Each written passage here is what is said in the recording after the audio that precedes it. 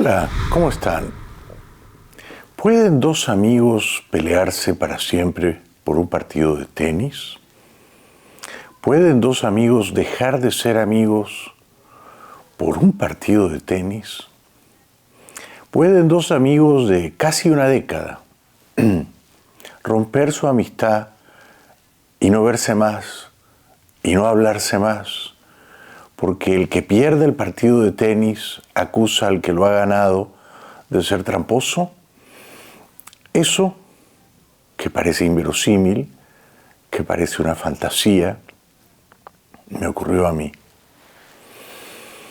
Yo había conocido a este amigo con el que jugaba tenis muy frecuentemente en el periódico, en un diario conservador, en el centro de la ciudad. Él era 5 años mayor que yo. Yo tenía más o menos 17, 18. Él tenía más o menos 22, 23. Se llamaba Carlos Espadachín. El espadachín es quien sabe manejar la espada, pero el espadachín es también una persona o un hombre que se precia de valiente y que es amigo de las pendencias, de las riñas en palabras o de las riñas callejeras a golpes. Carlos Espadachín era editorialista del periódico, yo era reportero, 5 años menor que él. Le decían el conde o el conde Drácula, o más frecuentemente el cochero de Drácula. También le decían muerto fresco. ¿Por qué le decían el conde Drácula, el cochero de Drácula o muerto fresco a mi querido amigo de entonces, Carlos Espadachín? Porque era muy alto, muy tieso, muy embarado y era muy pálido. Era casi translúcido, transparente. Además era muy serio, muy ceremonioso, muy solemne. Siendo ya tan joven, tenía aires de gran señor, de señorón. Y como el conde Drácula, que vivió en el siglo XV y que fue un personaje real, el conde Drácula vivía en Transilvania, en los Alpes de Transilvania, en lo que ahora es Rumanía. Y se llamaba Vlad Drácula o Vlad III, príncipe de Valaquia, eventualmente vasallo del Imperio Otomano. Le decían el empalador. Tuvo una vida corta. Vivió, ya digo, a mediados del siglo XV. Decían que bebía la sangre de sus víctimas, de sus enemigos. Decían que era mitad hombre, mitad vampiro, el conde Drácula. Eso años después dio origen a la novela sobre Drácula, que se convierte en un personaje de ficción, literario, fabuloso, ¿no? En la novela es un personaje inmortal que puede vivir centurias, Drácula, bebiendo la sangre de sus enemigos. ¿Por qué a Carlos Espadachín, a mi amigo de los partidos de tenis, a mi amigo editorialista del periódico, le decían el cochero de Drácula o muerto fresco o el conde? Porque, ya digo, por su contextura, por sus maneras, por el color tan pálido de su piel, podía parecerse a un muerto reciente, a un muerto fresco. Entonces le tomaban el pelo. Yo nunca le dije muerto fresco ni cochero de Drácula, pero así le decían en la universidad, en el periódico. Y como el conde Drácula, Carlos Espadachín vivía en un castillo. Era verdaderamente un castillo su casa, la casa de sus padres, ¿no? Un castillo enorme en el centro mismo, en el corazón de Miraflores. Ocupaba una manzana entera entre la avenida Arequipa y la avenida Petituar sería. Una manzana entera. Yo iba de vez en cuando Espadachín, el conde Drácula, me invitaba. Tenía terror de ir, porque decían que su padre era un personaje de mala leche. Decían que su padre se había hecho inmensamente rico casándose con una española inmensamente rica, y decían que el padre de Espadachín había ahogado en la bañera a esa española inmensamente rica y se había quedado con su fortuna. Estos eran los rumores, los chismes maliciosos que circulaban, ¿no? Pero yo nunca conocí al padre de Espadachín, al dueño del castillo. Era un hombre muy rico, pero sobre todo era un hombre afantasmado, ¿no? Imperceptible al ojo humano. Caballero de la Orden de Malta, diplomático, ya digo, huidizo, renuente a toda forma de exposición pública, ¿no? Tampoco conocía a la madre de mi amigo Espadachín, con quien jugaba tantos partidos de tenis. Y tenía terror de ir, primero porque había unos perros asesinos en ese castillo. Yo tenía miedo de que me arrancaran una pierna o un brazo. Corría la leyenda, circulaba el chisme insidioso de que a veces se metían ladronzuelos al castillo y el padre de Espadachín los mataba a escopetazos y luego los perros devoraban los restos de esos maleantes, de esos zampones. Así que había que tener valor para entrar en ese castillo. Cuando entrabas a la residencia principal, porque había casa de huéspedes, había hasta una capilla. Ya digo, era inmenso el predio, una manzana entera. Había armaduras, o sea, viejas armazones metálicas con las que los combatientes de antaño, antiguamente, se protegían, revestían sus cuerpos, ¿no? Con sables, con espadas, con máscaras. De modo que tú sentías que no estabas en una casa familiar, sino en una suerte de museo, pero un museo inquietante, perturbador, un tanto terrorífico. Y en ese castillo, mi amigo Espadachín, que tuvo muchas fases, ¿no? Una primera en la que quería ser periodista, luego una segunda en la que quería ser diplomático, luego una tercera en la que quería ser escritor. Mi amigo Espadachín me leía la novela que estaba escribiendo. Muy él bajo el influjo de las novelas de Vargas Llosa, ciertamente, ¿no? O sea que era tributario del estilo exuberante de Vargas Llosa, de sus primeras novelas, ¿no? Conversación en la Catedral, La Casa Verde principalmente, quizá un poquito, la primera, La Ciudad de los Perros. Y yo lo escuchaba atentamente, y él leía y leía, y a lo mejor podía leer media hora o una hora, así que yo era un amigo humilde, paciente, que escuchaba sin crisparse, sin interrumpirlo. Escribía muy bien. Aquella novela, lo recuerdo con exactitud, abordaba el tema siempre quemante de la violencia en el Perú, de la violencia entre los terroristas, entre los políticos y entre los militares, todos entrematándose. Se titulaba tentativamente Días de Furia. Perdón, Días de Feria. Días de Furia tampoco estaba mal, Días de Feria. Y nunca salió. Es decir, que en algún momento dejó de escribir, renunció a su fase de escritor. Recuerdo que se hacía fotos con sombreros y con un perro. Recuerdo que tenía un amigo muy cercano colombiano con el que viajaba a la isla de San Andrés. esa era su fase de escritor. Y luego esa fase expiró. Y tuvo o volvió a tener una fase periodística. Nunca publicó, por cierto, ese libro ni ninguno.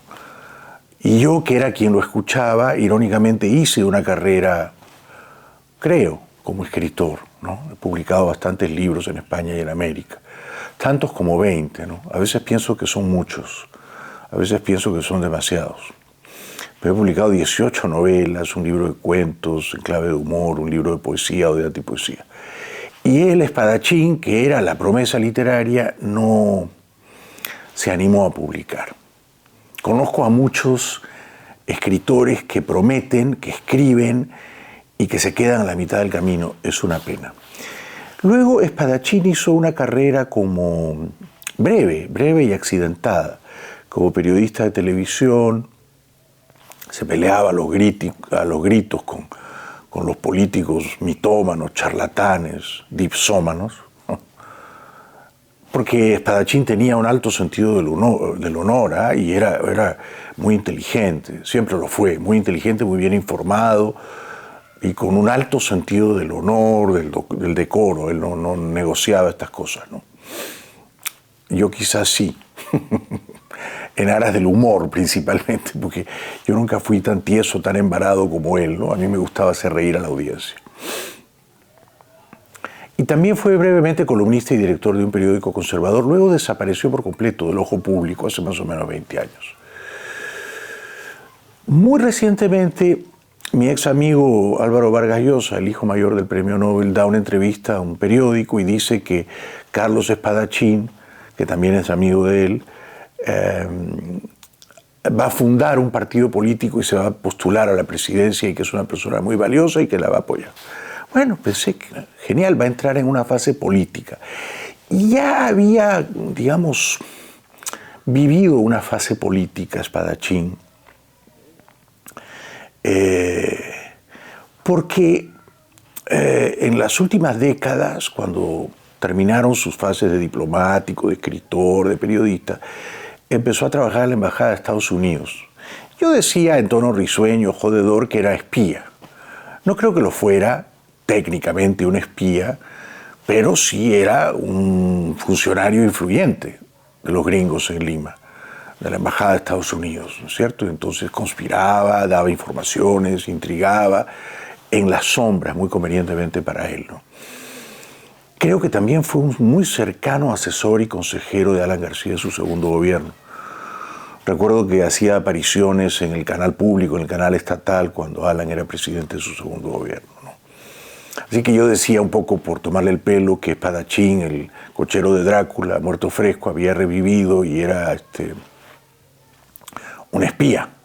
Drácula, el vampiro, se convierte en espía, pero como vampiro y como espía, en ambos casos, chupa la sangre de sus víctimas, de sus enemigos. Y al chuparla, al beberla, parece inmortal, porque Espadachín, he visto recientemente algunas fotos o unos videos de él dando entrevistas, parece no 5 años mayor que yo, parece 15 años menor que yo, parece menor que yo. ¿De dónde le ha salido todo ese pelo? ¿Y cómo así su pelo es tan improbablemente negro, retinto azabache? ¿Se ha injertado pelo? Puede ser. ¿Se ha hecho tratamientos faciales de botox y otras inyecciones? Puede ser. Lo cierto es que luce como el conde Drácula, absolutamente inmortal y absolutamente extranjero o ajeno a los viciosos estragos, a los corrosivos estragos del tiempo, del paso del tiempo. El tiempo pasa para todos, menos para Espadachín, que está más joven y lozano que nunca, lozano. Así que vuelvo al partido de tenis. ¿Cómo y por qué Espadachín y yo dejamos de ser amigos? Éramos muy buenos amigos. Jugábamos al tenis en Lima, jugábamos al tenis aquí en Miami. A veces ganaba él, a veces ganaba yo. Parejos. Incluso en Madrid vivimos una temporada juntos en un apartamento en la Avenida Mediterráneo. Vivimos casi medio año juntos. Éramos grandes amigos. Él quería ser escritor, yo quería ser escritor, yo escribía en un cuadernito, él no sé si escribía, al final yo fui el escritor y él no. Él ahora quiere ser presidente de la nación. Y yo, por supuesto, lo apoyo y veo con simpatía su partido, su candidatura, ¿no? Ojalá, si eso lo hace feliz al cochero de Drácula. Va a tener que aprender a sonreír y a ser humilde y a cultivar, en fin, algo que no le fue dado genéticamente, ¿no? Que es el carisma, por así decirlo. ¿Por qué nos peleamos? Porque estábamos jugando un partido de tenis aquí. Llevábamos siendo amigos casi una década, ya digo, y muy buenos amigos. Yo había visitado su castillo, el castillo del cochero de Drácula, había escuchado su novela Días de Feria. Él nunca me decía a mí, ¿qué tal si tú escribes algo? Yo lo había invitado a mi programa de Santo Domingo. Estábamos jugando un partido de tenis aquí, en una cancha pública, al norte de Miami Beach. Lo recuerdo como si fuera ayer. Y yo estaba jugando ese día mejor que habitualmente. Así que lo puse en aprietos a espadachín. Y él corría y sudaba, y jadeaba, y transpiraba, y se multiplicaba, y se afanaba, pero yo dominaba el juego. Eran otros años, ¿no? Eran otros años. Estoy hablando de hace poco más de 30 años. Poco más de 30 años. Y entonces él tiraba las bolas afuera y yo decía afuera. Y él decía, no, esa bola entró, tramposo. No, le decía yo a espadachín, que cayó afuera, yo no estoy haciendo trampa. Tramposo, no vale, no vale. 15-15 o 30-15 o lo que fuera. Esa bola no cuenta como fuera. Esa bola entró y tú me estás haciendo trampa. Y de pronto se convirtió en un hombre crecientemente paranoico y enloquecido, que tiraba las pelotas afuera, pero que quería contarlas como buenas, como correctas, como válidas. Y me acusaba a mí de estar haciendo trampa. Una ridiculez, ¿verdad? Porque no estábamos jugando Wimbledon, no estábamos jugando Roland Garros, ¿no? No había un premio metálico de $1 millón al ganador, ¿no? No estábamos jugando nada. Éramos dos jugadores mediocres de tenis, mediocres. En sus 20s, yo tendría 26, él tendría 30, 31. Y entonces terminó el partido de tenis y espadachín, muerto fresco, el cochero de Drácula, estaba tan molesto y tan mal perdedor, y el espíritu, el ánimo tan avinagrados, que dejó de hablarme. Lo llevé al hotel, lo dejé, él estaba en un hotel en Miami Beach, yo vine aquí a mi departamento y nunca más me habló. Lo llamaba por teléfono, no contestaba mis llamadas, dejó de contestarlas. En aquella época no había celulares, ni internet, ni email, ni estas cosas de ahora, ¿no? Nunca más me habló. Es decir que se molestó tanto porque le gané un partido de tenis y creyó que yo le había hecho trampa y yo estaba genuinamente, honestamente seguro de que no le había hecho trampa, que espadachín me dio de baja como amigo. Años después reapareció en las convenientes sombras de la ficción, desdibujado, en una de las cartas de los amigos que perdí. Cuando digo desdibujado es confundidos los hechos reales con los hechos ficticios que yo imaginé, ¿no es cierto? Y todo ello entreverado, de tal suerte que al final ni el lector, ni el narrador, ni el aludido espadachín saben qué ocurrió y qué no ocurrió, qué fue verdad y qué fue mentira, qué pudo ocurrir, qué soñó el autor que ocurría y no ocurrió, ¿no? Por ejemplo, yo nunca tuve deseos eróticos respecto de espadachín. Éramos buenos amigos hombres. Nunca lo miré con ganas de tocarlo, de besarlo, ni nada, ¿no? Pero cuando escribí esa carta al amigo que perdí por un partido de tenis que él perdió y que no quiso reconocer la derrota y que demostró una piconería, como se dice en el lenguaje coloquial peruano, fuera de todos los límites racionales, fue tan picón que pateó el tablero de nuestra amistad. Bueno, en esa carta a ese amigo que perdí, yo sí maliciaba ciertos pensamientos o ciertos deseos eróticos. Estábamos en el piso de la Avenida Mediterráneo en Madrid y hacía frío y yo pensaba, ¿me meto o no me meto en su cama?